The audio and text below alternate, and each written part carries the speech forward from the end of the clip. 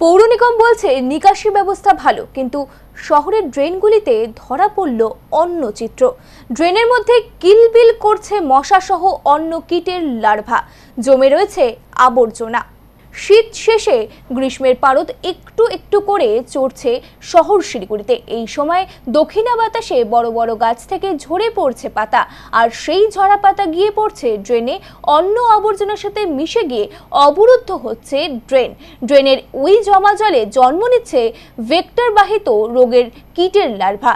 এমনিতেই এই সময় মশার উপদ্রবে বেড়ে যায়, তার মধ্যে শহরের ড্রেনের এই চিত্র।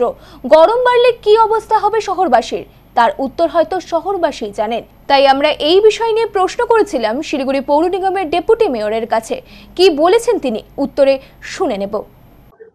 এই ভেক্টর বর্ন ডিজিজের বিরুদ্ধে আমাদের প্রত্যেক বছরই এই ফাইটটা আমরা সকলে মিলেই করি।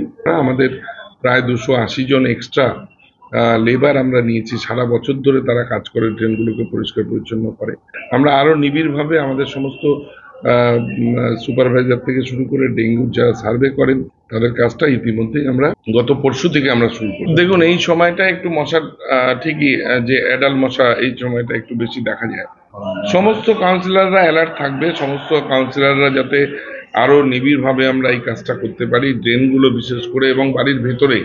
আমি সমস্ত নগরবাসীকে আমি আবেদন করব যে আপনাদের নিজস্ব যেগুলো ছাদ বাগান আছে, যেখানে জল টবের মধ্যে জল জমে আছে কিনা এগুলো দেখুন, লার্ভা হচ্ছে কিনা দেখুন, কোনো পাত্রেই যেন জল না ধরা থাকে।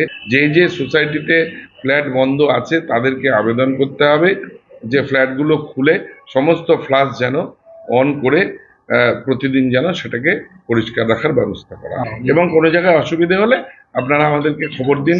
আমাদের যারা নির্মল সাথীরা আছেন তাদেরকে বলুন, আমরা স্পেশাল ড্রাইভ দিয়ে দেবো, কোনো অসুবিধা হবে না।